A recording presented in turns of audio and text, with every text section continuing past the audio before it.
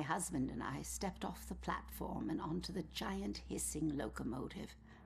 I remember looking back at our small town and thinking of all the happy memories we made there.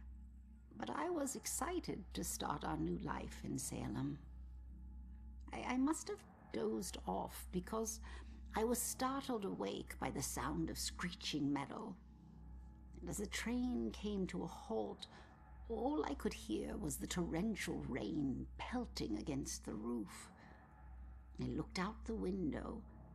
There was only darkness. Then came the brightest flash of lightning I had ever seen. When my husband left to inquire about the delay, a woman in the back of the train started screaming. We rushed over to her and asked her what was wrong, but all she could manage to say through her sobs was something about seeing the spirits of the dead wandering in the rain. Stranger still were the passengers that were suddenly stricken with the painful memories of their past. It was at this point that I became truly terrified, so I set out to find Joe. When I reached the cab and still hadn't found him, I was worried. I looked out the front window and saw the train's conductor laboring to move a downed tree from the tracks. And there was Joe, walking up to help. However,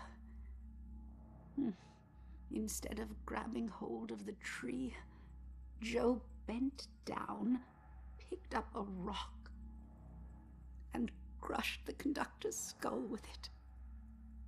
When I left the train and ran up to him, I could see that this wasn't the Joe I once knew. Something had taken hold of him, something angry. Then he saw something that terrified him. He dropped the rock and ran off into the woods. However, right before he disappeared into the trees, during a bright flash of lightning, I thought I saw something chasing him, hunting him.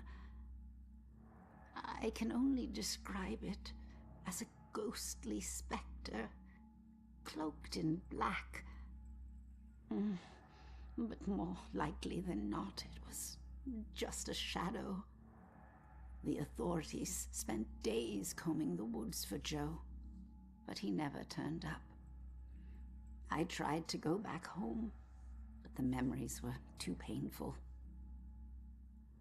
Some nights I lie in bed, tortured by the thoughts of what our life could have been if we had never stepped onto that train.